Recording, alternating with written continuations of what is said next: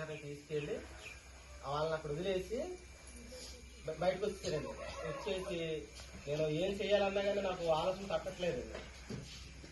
మరి నేను బాగా వ్యసనానికి బాగా బానిస అయిపోయి ఇంట్లో ఉన్న డబ్బులు తీసుకుని ఊళ్ళో కూర్చుని దానికి చూస్తాను కూర్చుని తిడతారని శ్వసనాల కాడికి వెళ్ళి కూర్చుని తాగి ఎంత తాగితే నా బాధ తీర్చేది ఉన్నది ఒక ఏసై ఒక్కడే. ఎంతమంది ఉన్నా కానీ నా బాధ తీర్చే నాడు ఒక్కడు లేరు ఆ రోజు.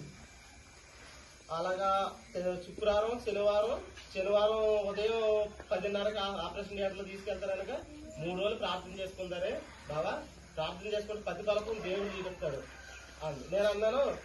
పిచ్చి మాటలు మాట్లాడుతున్నావు ఏంటి మంగ నువ్వు? నేను ప్రార్థన చేస్తే నీకు శాపకాలు పెట్టాడు దేవుడు. కుటుంబంలో ఒక్కరికి ఒప్పుకున్నా చాలు, మనం దేవుడు ప్రార్థన చేస్తే ఆ కుటుంబాన్ని అందరినీ కాపాడతాడంటే మా ఆవిడంది, నువ్వు నాతో మోకరించి ప్రార్థన చెయ్యి, నీకు తర్వాత నా ఏసై ఇచ్చే రిజల్ట్ ఎలా ఉంటుందో నువ్వు చూడాలి. అదే ప్రకారంగా నేను ప్రార్థన చేసుకున్నాను. నా బిడ్డ నాకు అందించాడు, నా కళ్ళు ఎదుగుతూ ఉన్నాడు. దేవుడు చేసిన వేరు కోసం నేను ఈ రోజు దేవుడి సన్నిధిని అడుగుతానని ప్రార్థన చేసుకుంటాను. దేవునికి స్తోత్రం కలుగును గాక. చెప్తాడు అసలు కూర్చోటండి.